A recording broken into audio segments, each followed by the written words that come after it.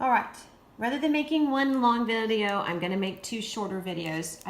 The first one I did is when we had to find the values, the percentage point values, if I had a large sample size. So I did it for the 99% confidence interval, 95, and 90. So we found these three amazing values that you will use again and again and again, given a large sample size.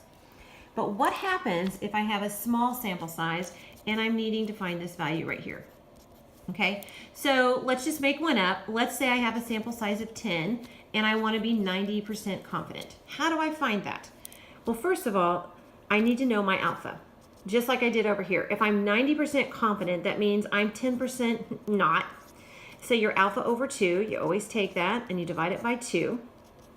And we had done that earlier anyway, but that's 0.05.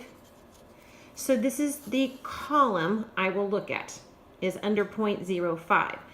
So my T is 0.05, and since this is my sample size minus 1, my sample size is 10, I'm going to look at 9 degrees of freedom. So I'm going to go to the 9th row.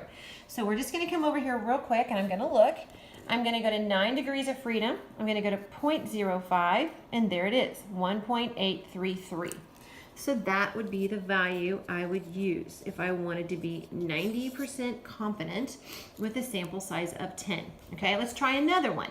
Let's say I have a sample size of 15 and I want to be 99% confident.